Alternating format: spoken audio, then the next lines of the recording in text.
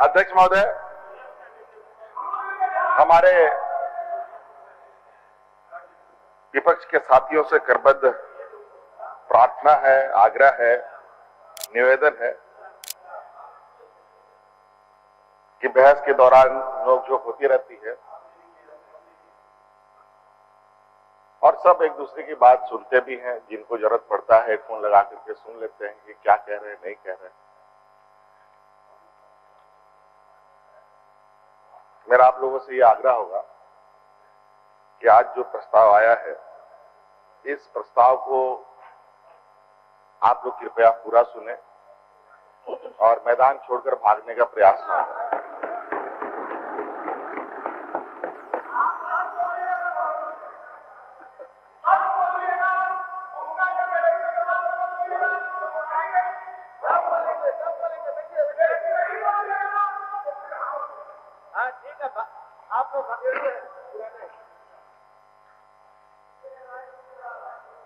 इस राज्य के 3.25 करोड़ जनता में आप लोग भी शामिल हैं,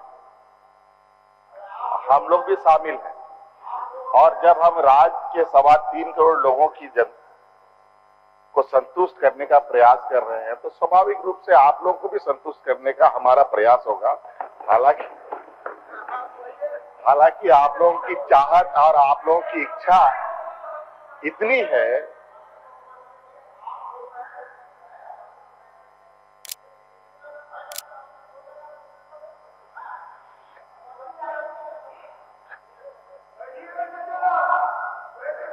देखिए, आप तो सबसे वरिष्ठ नेतागणों में काउंट होते हैं इस सदन में, लेकिन शुरू में जैसे आपने सदन पर सवाल खड़ा किया, मैंने भी उसमें आपको टोका था और ये बिल्कुल निराधार है जो आपने आसन पर सवाल किया। अगर आपको ज्यादा उस पर शक है तो आप प्रोसीडिंग को भी उठा के आप देख सकते हैं। अध्यक्ष महोदय, आज विश्वास मत को लेकर यहां आज सत्र आहूत हुआ है। कई लोग हमारे विपक्ष के साथी कह रहे हैं कि सरकार को बहुमत है तो विश्वास मत की क्या आवश्यकता है। अध्यक्ष महोदय,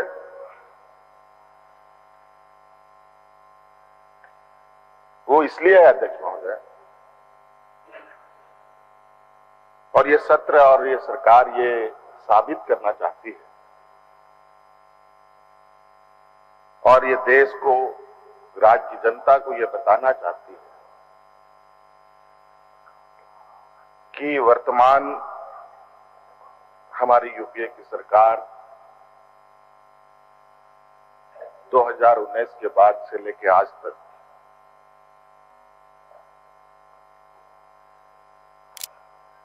कोरोना जैसे वैश्विक महामारी का भी मुंह तोड़ हम लोगों ने जवाब दिया।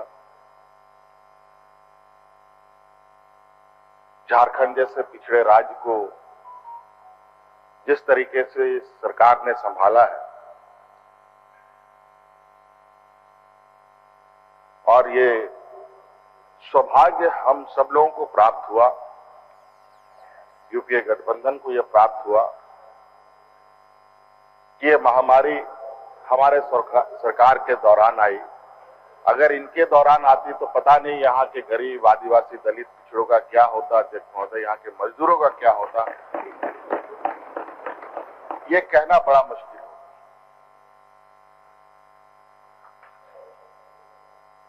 क्योंकि इनके जो आला कमान है वो तो भाषणों में बोलते हैं कि हवाई चप्पल वालों को हवाई जहाज में चढ़ाएंगे। हवाई जहाज तो छोड़िए, सड़कों पर भी चलने लायक नहीं रखा उसको। भीख मांगने की स्थिति ले आई देश के अंदर। और स्थिति ये है अध्यक्ष महोदय, हम जब आज देश के 75वें वर्षगांठ मना रहे हैं और पूरे देश में जिस तरीके से झंडा लगाने का एक एजेंडा फिट करने लगा किया गया। जिस तरीके से हमारे भारतीय जनता पार्टी के साथियों ने झंडा बेचने का काम किया है, ये भी पूरे देश को पता चला। अध्यक्ष महोदय, इन लोगों ने तो कोई कसर नहीं छोड़ा। अध्यक्ष महोदय, आप इससे अंदाजा लगा सकते हैं अध्यक्ष महोदय, देश को बेचने के साथ साथ इन लोगों ने झंडा भी बेचना प्रारंभ किया। जीवन में कभी तिरंगा झंडा तो इन लोगों ने फहराया नहीं अध्यक्ष महोदय, लेकिन इस देश का लोकतंत्र को बेचने का लगातार 2014 से प्रयासरत है। अध्यक्ष महोदय, न खाएंगे न खाने देंगे का नारा लगाने वाले, सबका साथ सबका विकास का नारा देने वाले इनके आला कमान किसी का साथ नहीं देते, किसी को साथ लेकर नहीं चलते। सिर्फ और सिर्फ व्यापारियों की ये समूह व्यापारियों को मदद करने के लिए, वो भी चंद व्यापारियों को मदद करने के लिए पूरे देश को इन लोगों ने ताक पर रख दिया है। अध्यक्ष महोदय, आज गरीबों को पेंशन देने का इनके पास पैसा नहीं है अध्यक्ष महोदय, और ये कहते हैं कि सरकारें रेवड़ियां बांटती है। अध्यक्ष महोदय, व्यापारियों का कर्ज माफ होता है, 10-10 लाख करोड़ रुपए का कर्ज माफ होता है, उसको रेवड़ी बांटना कहते हैं अध्यक्ष महोदय। अध्यक्ष महोदय, आप विगत 2014 से लेकर आज तक देखिए अध्यक्ष महोदय, और इस राज अलग होने के बाद से इन लोगों ने जिस तरीके से सत्ता पक्ष में बैठकर इस राज्य की दुर्गति की है अध्यक्ष महोदय, उसका करारा जवाब इन लोगों को 2019 में इस राज्य की जनता ने दिया अध्यक्ष महोदय। आज उसकी लाठी की दर्द इतनी दर्दनाक रही है अध्यक्ष महोदय कि उसका बर्दाश्त ये आज तक नहीं कर पा रहे हैं। जब राजनीतिक तौर पर ये हमसे नहीं सक रहे तो अपने संवैधानिक संस्थाओं को देश के गैर भाजपा शासित राज्यों में भेज करके वहां की लोकप्रिय सरकार को अस्थिर करने का प्रयास किया जा रहा है अध्यक्ष महोदय। अध्यक्ष महोदय, इनके ये ऐसे समूह के लोग हैं, मुझे आज उस कड़ी को मैं जोड़ रहा हूं जो मैं अभी हाल के दिनों में चीजें सामने आई। ये ऐसे मान्य सदस्य आसन से सुने अनुयायी अध्यक्ष महोदय, सुनिए जिनके मां बोल रहे सुनिए, बुलबुल के पंख में उड़ के जेल से बाहर निकलते थे, और वही ये लोग हैं जो ये यहाँ पर हाथी उड़ाने का काम करते थे अध्यक्ष महोदय। अब बुलबुल के पंख में ये उड़ते हैं, हाथी में ये उड़ते हैं, सोने के थाली में ये खाना परोसते हैं, और यहाँ के लोग और इनकी सरकार में भाग भाग करके लोग अपनी जान देने के लिए मजबूर होता रहा अध्यक्ष महोदय। और जिस तरीके से आज हम लोगों ने काम किया है अध्यक्ष महोदय, अगर मैं वो गिनाना शुरू करूंगा तो इनकी लिखते लिखते इनकी स्याही खत्म हो सकते हैं अध्यक्ष महोदय। अध्यक्ष महोदय,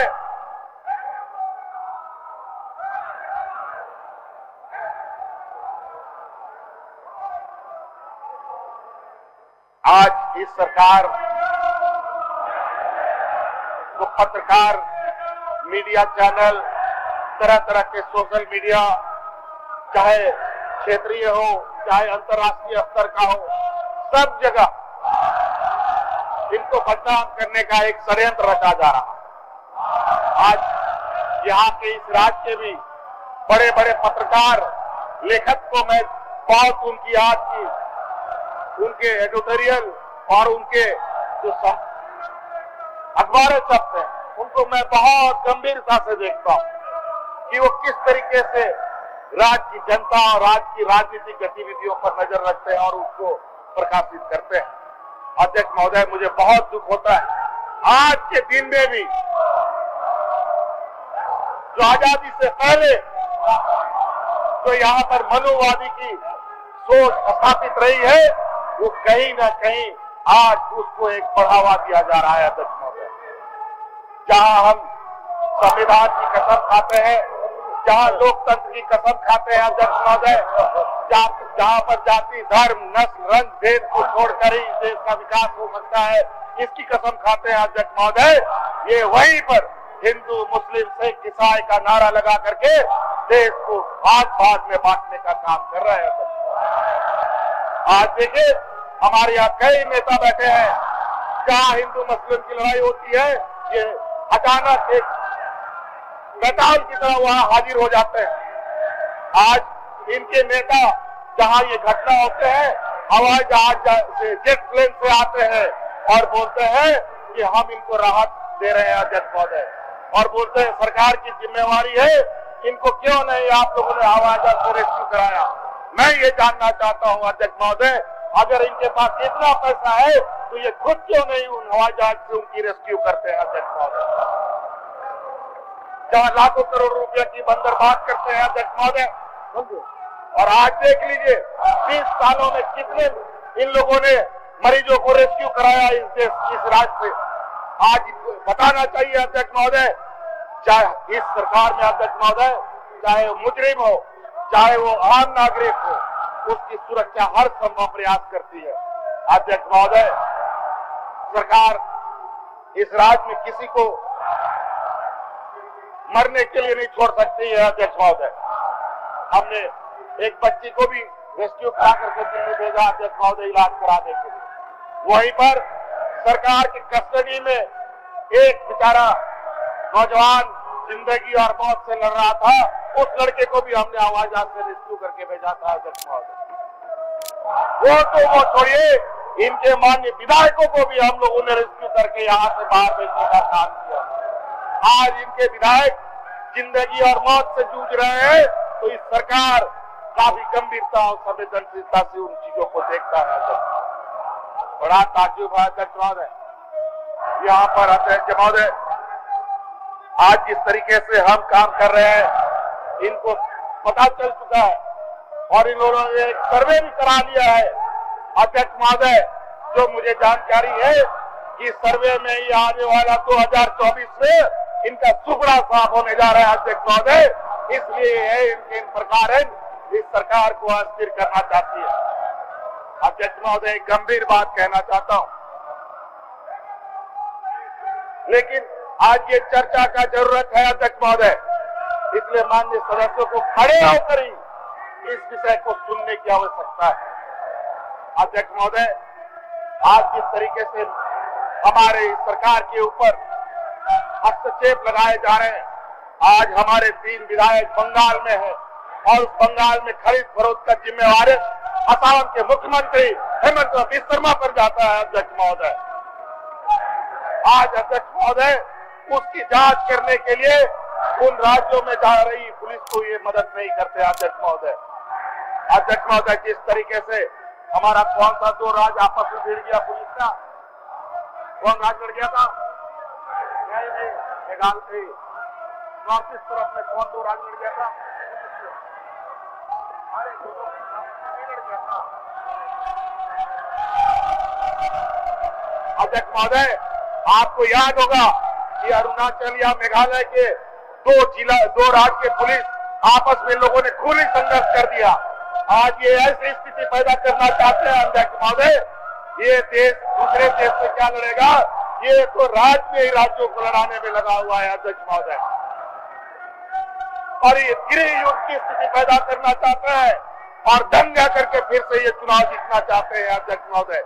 लेकिन मैं कह दूं, जब तक यूपीए की यहाँ सरकार है, ऐसे मंसूबों को कभी भी हवा नहीं मिलेगा और आपको मुंह तोड़ राजनीतिक जवाब भी देंगे और सदन के अंदर भी जवाब देने के लिए हम लोग सक्षम है। अध्यक्ष महोदय, अध्यक्ष महोदय, इस राज्य में विगत मुझे लगता है महीनों भर से 15 जब गवर्नर वाला काम शुरू हुआ 25 अध्यक्ष महोदय 25 अगस्त से इस राज्य में एक ऐसा वातावरण तैयार किया जा रहा है।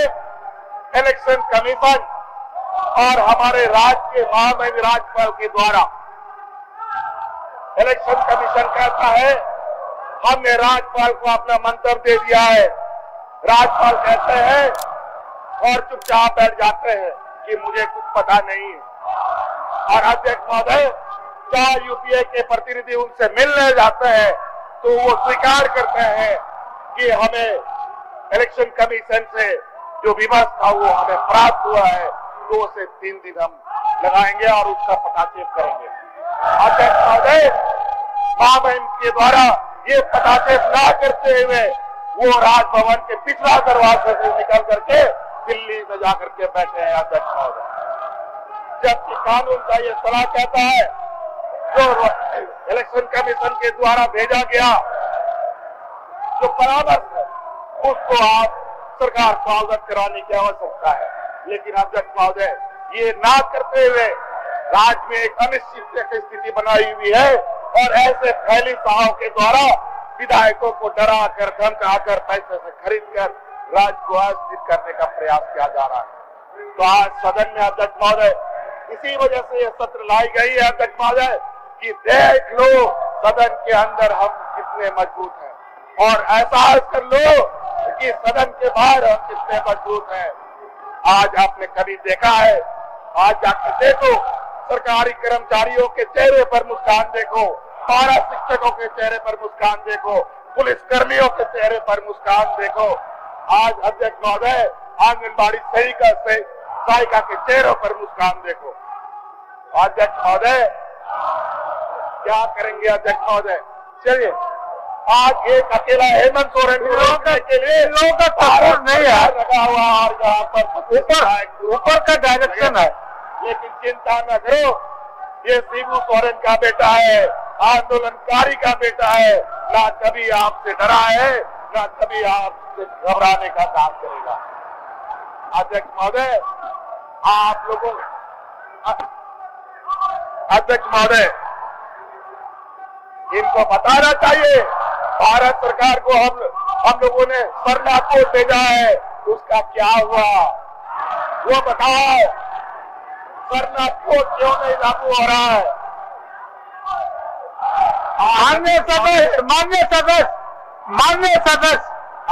माननीय सदस्य संसदीय आचरण के तहत अगर बोलते जवाब का जवाब देते तो विषय होता। अब आप खुद के बेल पर आकर के हाथ उठा के ये क्या समझाना चाहते हैं? समझ से परे है। मान्य सदस्य महोदय, जवाब को जवाब में काटिए, तर्क को तर्क से काटिए, लॉजिक को लॉजिक से काटिए, तब ये व्यवस्था को चलिए। आज ये केंद्र सरकार के अहंकार और घमंड में इतने चूर है अध्यक्ष महोदय, इनको लगता है कि जो हम चाहेंगे वो कर लेंगे, लेकिन ऐसी बात नहीं है।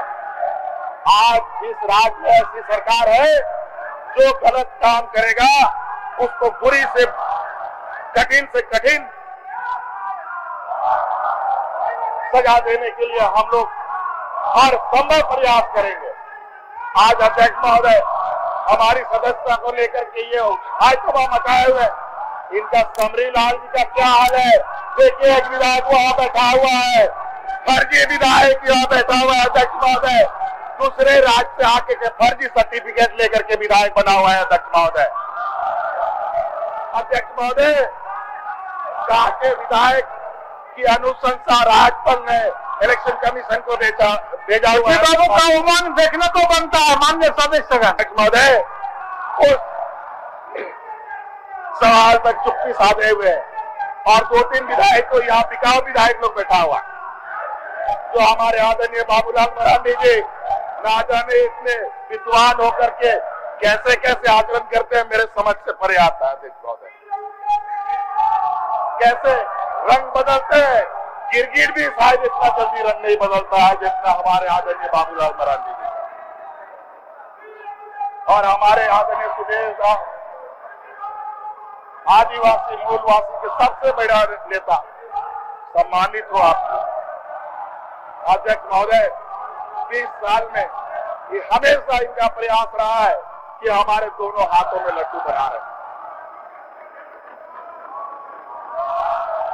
और अध्यक्ष महोदय यही नतीजा है, और ऐसे ही लोग की वजह से, हमारे ऐसे ही आदिवासी कुछ और ऐसे ही मूलवासी लोगों की वजह से इस राज को छलता गया आया है अध्यक्ष महोदय। इसीलिए यहाँ पर स्थानीयता 1932, चाहे CNT SPT, चाहे ओबीसी की आरक्षण की बात हो, या आदरणीय बाबूलाल जी बैठे हैं, ओबीसी का आरक्षण किसने घटाया है ये बता दे सदन को।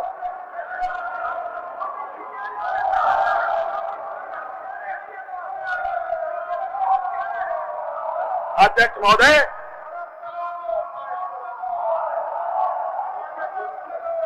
अध्यक्ष महोदय, आप बैठिए। सिद्धू बाबू थक गए, सिद्धू बाबू बैठिए।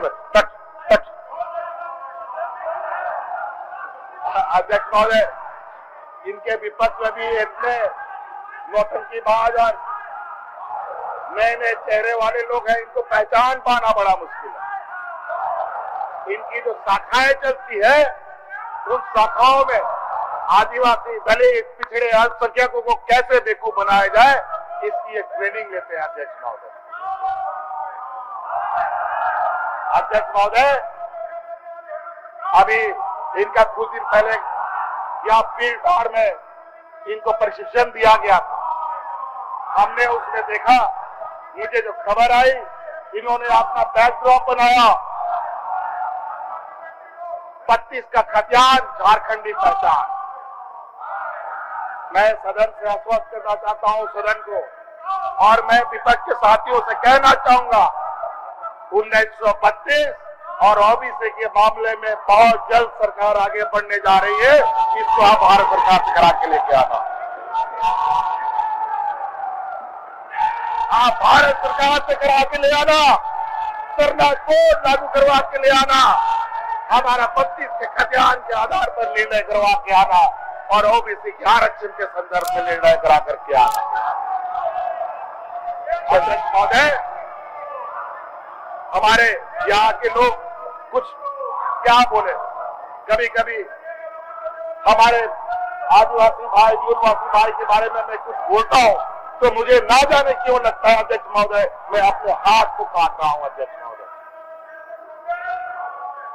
मैं अपने शरीर को नोच रहा हूं अध्यक्ष महोदय, लेकिन यहाँ के चंद जो इस तरीके के आचरण करने वाले नेता हैं, वो इस तरीके से अपने आप को कभी इधर कभी उधर ले जा करके अपने आप को देश के और राज्य के समक्ष और जनता के समक्ष प्रस्तुत करते हैं कि बेचारे और यहाँ के झारखंड के सरल सीधे साधे आदिवासी दलित पिछड़े लोग इनके चाल में आ जाते हैं। समझ में नहीं आता इनको कैसे ठगा जाता है। उस दिन अंकिता सिंह के यहाँ दुख व्यक्त करने गए 3 ब्राह्मण वहां पहुंचे, निशिकांत दुबे, मनोज तिवारी और कौन शर्मा, कपिल शर्मा। और तो और कमाल की बात है, वहां स्थानीय सांसद सुनील सोरेन को छोड़ दिया। और जब हमने इस बात को सवाल उठाया, जब दूसरी एक घटना घटी, बाबूलाल जी ने तुरंत सुनील सोरेन को अपने बगल में बैठा लिया, पहुंच गया। अध्यक्ष महोदय, इनका जो चेहरा है अध्यक्ष महोदय, इतना भयावह, इतना डरावना और इतना क्रूर है, इसको पहचानना इतना आसान नहीं है। लेकिन सत्ता पक्ष इनके क्रूरता को और इनकी सोच को भली भांति जानता है अध्यक्ष महोदय। इसलिए आप लोग चिंता न करें, अगली बार जीतना तो छोड़िए, आप लोग अपना जमानत बचा लीजिएगा, यही बहुत बड़ी बात होगी। चलिए, ओके। अध्यक्ष महोदय, इनकी चिंता है, राज्य में सुखाड़ है, सुखाड़ पर सरकार को चिंता नहीं है। अध्यक्ष महोदय, आज ये सत्र सुखाड़ की चर्चा के लिए भी तैयार था अध्यक्ष महोदय, लेकिन जो स्थिति है इनकी अध्यक्ष महोदय, इनको करना धरना कुछ नहीं है, इनको लूट कर खाने की आदत रही है अध्यक्ष महोदय। दाल लगाएगा कोई, काटेंगे ये। अध्यक्ष महोदय, ये वही सामंतवादी लोग हैं और वही मनुवादी लोग हैं जिनकी वजह से आज तक इस देश का न आदिवासी, न दलित, न पिछड़ा आगे आ पा रहा। आज देश का राष्ट्रपति एक आदिवासी महिला को बनाकर आदिवासी मुख्यमंत्री का सत्ता छीनने की तैयारी कर रहा है। ये लोग वो लोग हैं अध्यक्ष महोदय, मुंह में राख, बगल में छुरी, जैसा मौका मिलेगा आपका गर्दन काट देगा अध्यक्ष महोदय। अध्यक्ष महोदय, अध्यक्ष महोदय, सरकार सुखाड़ पर भी गंभीर है। अध्यक्ष महोदय, आपने देखा होगा अध्यक्ष महोदय कि हम लोगों ने, हमारी सरकार ने विगत इनके पाप किए हुए चीजों को हम लोगों ने कितने तकलीफ से ढोने का काम किया। किसानों की ऋण माफी करने का काम किया। पहली बार समय से पहले बीज वितरण करने का काम हुआ। अध्यक्ष महोदय, वर्तमान समय में ये सबको पता है कि यहाँ पर बारिश बहुत अच्छी नहीं हुई है। कई जिला को लगभग सुखाड़ पूरी तरीके से हुआ पड़ा है और सरकार इस पर गंभीर है और बहुत जल्द इस पर समीक्षा उपरांत इस राज्य के लगभग पूरे राज्य के प्रति एक बेहतर योजना लाने की तैयार कर रही है। और इसलिए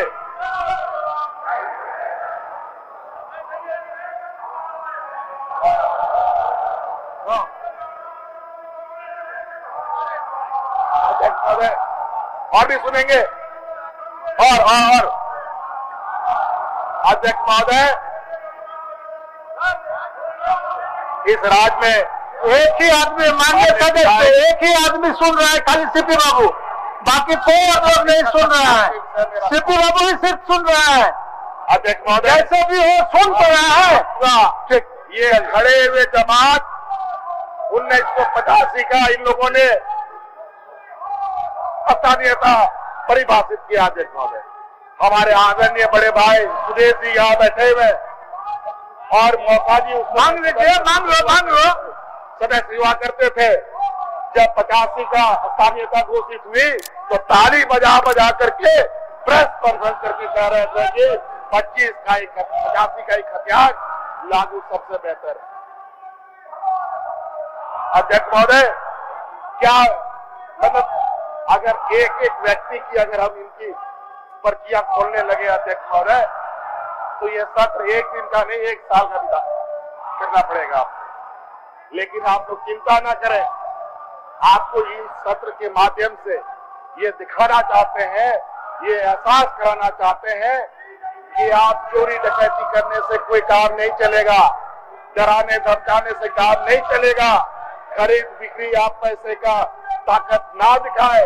अब इस राज्य की जनता जाग गई है और आने वाला समय में विधानसभा तो बाद में होगा, लोकसभा में इसका परिणाम आपको मिल जाएगा। अध्यक्ष महोदय, मुझे लगता है अध्यक्ष महोदय, भैंस के सामने बीन बजाना, इनके कान में नार कुछ भी नहीं रिंगने वाला। ये वो लोग हैं मुंह में राख, बगल में छुरी, और ऐसे चालाक चतुर लोगों के साथ बहस करना बहुत ज्यादा से बेहतर नहीं होगा। अध्यक्ष महोदय, सरकार की मंशा साफ है और हम चाहते हैं जो भी आपको हथियार चलाना है, जो भी आपके षड्यंत्र है, सामने से वार करो, पीठ पीछे वार करके क्या अपने आप को साबित करना चाहते हो? आप लोग आइए आमने सामने, और आज राज्य के महामहिम को भी इसका पता करना चाहिए कि राज्य के मुख्यमंत्री के ऊपर क्या आरोप लगे हैं और उसका पूरा मुंहतोड़ जवाब देने के लिए भी और उसका कानूनी जवाब देने के लिए भी सत्ता पक्ष पूरा तैयार और एकजुट खड़ा है। इसलिए चूहों की तरह ओछी काम मत करे, छोटे छोटे कुतरने का बड़ा काम करने का कोशिश कीजिए। और आज देख लीजिए राज्य की जनता के चेहरों पर आम नागरिकों के से बात करके जाके देखिए, दंगा करके किसी का भला नहीं हुआ। अध्यक्ष महोदय, आग लगा करके कभी भी राज्य का विकास नहीं हो सकता और देश का प्रधानमंत्री जो देश के आधे राज्यों से लड़ रहा हो, उससे द्वंद्व कर रहा हो, देश का खास विकास होगा। अध्यक्ष महोदय, इस देश में सबसे अधिक 90% ड्रग सप्लाई होता है तो अदानी के एयरपोर्ट से होता है, लेकिन कोई एडीसीबीआई नहीं जाता।